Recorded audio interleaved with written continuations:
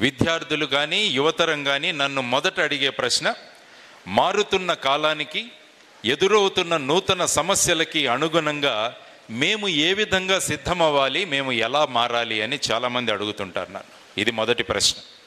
కాబట్టి దీనికి మారుతున్న కాలానికి ఎదురవుతున్న నూతన సమస్యలకి అనుగుణంగా మేము ఏ విధంగా సిద్ధమవ్వాలి, ఏ విధంగా మారాలి అన్నది మీ మొదటి ప్రశ్న.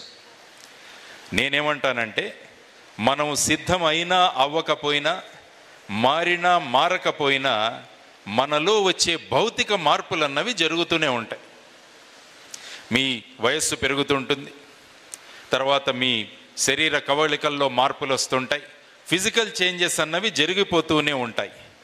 మిగతా మార్పులు ఏవైతే ఉన్నాయో అవి కాలంతో ఎలా వెళ్తున్నాయో అన్నది గనక మీరు ఒక అసెస్మెంట్ చేసుకోగలిగితే మనల్ని మనం ఏ విధంగా తీర్చిదిద్దుకోవాలి అన్నది మీరు నేర్చుకోవచ్చు అన్నమాట. అది కాబట్టి కాలంతో పాటు వెళ్ళడం ఒకటి, కాలానికి అనుగుణంగా మనల్ని మనం మార్చుకోవడం ఒకటి. ఈ రెండు విషయాలు మనం నేర్చుకోవాలి. మొదటిది కాలంతో పాటు వెళ్ళడం, రెండవది కాలానికి అనుగుణంగా మనల్ని మనం ఎలా మార్చుకోవాలి అన్నది. ఈ రెండు విషయాలు కనుక మీరు శ్రద్ధ వహించగలిగితే బ్రహ్మాండమైన విజయాలు మీరు సాధించగలరు. దీనికి చేయాల్సింది రెండు విషయాలు. మొదటిది వచ్చేసి అబ్జర్వేషన్. అబ్జర్వేషన్ అంటే మన చుట్టూ జరుగుతున్న వాటి గురించి ఏం జరుగుతోంది అని గనక మీరు ఒక దృష్టి పెట్టగలిగితే విజయం సాధించడం చాలా సులభం.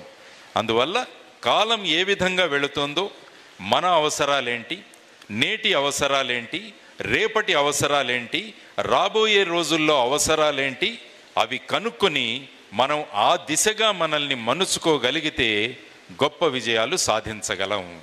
ఇది నేర్చుకోవాల్సిన అంశం. మనిషి ఎప్పుడు కూడా ప్రగతి వైపు ఆలోచిస్తాడు. ప్రగతి వైపు అంటే ప్రోగ్రెస్. ఎప్పుడైతే ఈ ప్రోగ్రెస్కి ఏదైనా అడ్డం వస్తుందో దాన్ని విజయం సాధించడానికి ప్రయత్నిస్తాడు. ఒకప్పుడు రాచరికం అన్నది ఈ ప్రగతికి అడ్డుపట్టింది. అప్పుడు వెంటనే రాచరికం మీద తిరుగుబాటు చేశాం మనం.